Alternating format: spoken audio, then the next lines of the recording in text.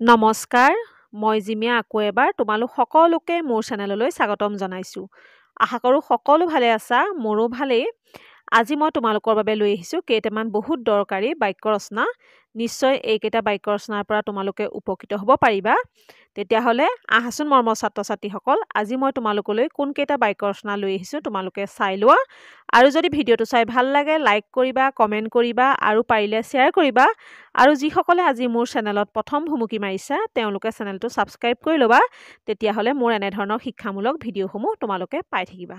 তেতিয়াহ'লে আহা মৰমৰ ছাত্ৰ ছাত্ৰীসকল, আজি আমি ভিডিঅ'টোৰ ভিতৰ ভাগলৈ আগবাঢ়োঁ। এইকেইটা বাক্য ৰচনা বহুত দৰকাৰী হয় আৰু পৰীক্ষাসমূহত পায়ে অহা দেখা যায়। আৰু বাক্য ৰচনাকেইটা কাষতে মই তোমালোকলৈ বুলি অৰ্থকেইটাও লৈ আহিছোঁ, তেতিয়া তোমালোকে বুজি পোৱাত সহজ হ'ব। 1 নম্বৰতে চাবা কপাল ফুল। অৰ্থটো হ'ল সৌভাগ্য উপস্থিত হ।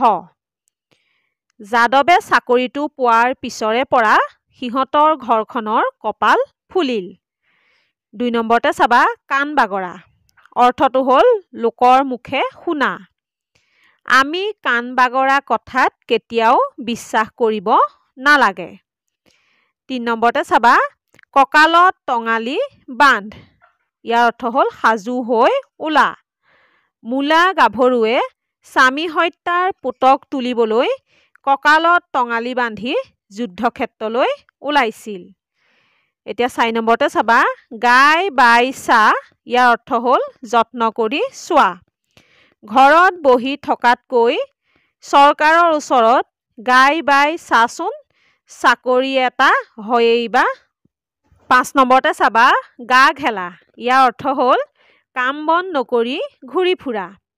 বৰ্তমান সময়ত গা ঘেলাই ঘূৰি ফুৰিলে মুখ নভৰে। 6 নম্বৰতে চাবা চকু চৰহা। ইয়াৰ অৰ্থ হ'ল আনৰ ভাল দেখিব নোৱাৰা।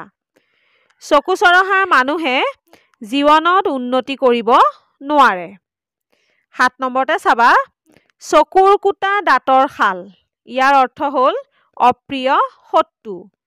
তেজীমলা মাহীমাকৰ বাবে চকুৰ কুটা দাঁতৰ শাল হৈ পৰিছিল। 8 নম্বৰতে চাবা হাত লৰ। ইয়াৰ অৰ্থ হ'ল চোৰ স্বভাৱৰ। ল'ৰাজনৰ হাত লৰ স্বভাৱটোৰ কথা গাঁৱৰ সকলোৱে গম পাইছে। 9 নম্বৰতে চাবা হাত দীঘল। ইয়াৰ অৰ্থ হ'ল ক্ষমতাশালী। মাধৱে হাত দীঘল মানুহৰ লগত থকা বাবে ডাঙৰ অপৰাধটোৰ পৰা সাৰি গ'ল। 10 নম্বৰতে চাবা পেটে ভাতে খা। ইয়াৰ অৰ্থ হ'ল জমা নকৰাকৈ কোনোমতে খাই থকা। খেতিয়ক ৰহিমে 5 বিঘা মাটিত খেতি কৰি পেটে ভাতে খাই আছে। 11 নম্বৰতে চাবা ভাত ঘৰ। ইয়াৰ অৰ্থ হ'ল অতি আপোন মানুহৰ ঘৰ। জিতেনহঁতৰ ঘৰখন মোৰ বাবে ভাত ঘৰৰ দৰে। 12 নম্বৰতে চাবা মাটিৰ মানুহ। ইয়াৰ অৰ্থ হ'ল অতি সহজ সৰল লোক। এনে মাটিৰ মানুহ মই আৰু দ্বিতীয়জন দেখা নাই। 13 নম্বৰতে চাবা হাড়ত বন গছ। ইয়াৰ অৰ্থ হ'ল বহুত দিনৰ আগতে মৰা। মানুহজনৰ হাড়ত বন গজাৰ পিছতহে কেছটোৰ মীমাংসা হ'ল। 14 নম্বৰতে চাবা অজিন পাতকী। ইয়াৰ অৰ্থ হ'ল আনৰ লগত মিলিব নোৱাৰা। যদুৰ অজিন পাতকী স্বভাৱটোৰ বাবে তাক কোনেও ভাল নাপায়। 15 নম্বৰতে চাবা আকাশত চাং পতা। ইয়াৰ অৰ্থ হ'ল অস্বাভাৱিক কল্পনা কৰা। হাতে কামে নকৰি আকাশত চাং পাতা কথা ভাবি থাকিলে পেট নভৰায়। 16 নম্বৰতে চাবা আচলৰ ধন। ইয়াৰ অৰ্থ হ'ল অতি আদৰৰ। বাবলু মাক দেউতাকৰ আচলৰ ধন। 17 নম্বৰতে চাবা 19ত বা বলা। ইয়াৰ অৰ্থ হ'ল আনন্দত আত্মহাৰা হোৱা। নাতিনীয়েকৰ বিয়াৰ কথা শুনি আইতাকে 19ত বা বলাই ফুৰিছে। 18 নম্বৰতে চাবা কণাৰ লাখুটি। ইয়াৰ অৰ্থ হ'ল একমাত্ৰ সহায়।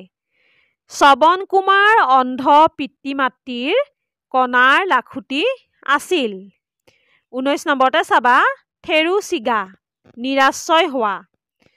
মাক দেউতাক দুয়োজনে দুৰ্ঘটনাটোত ঢুকুৱাৰ বাবে ল'ৰাজনৰ থেৰু ছিগিল।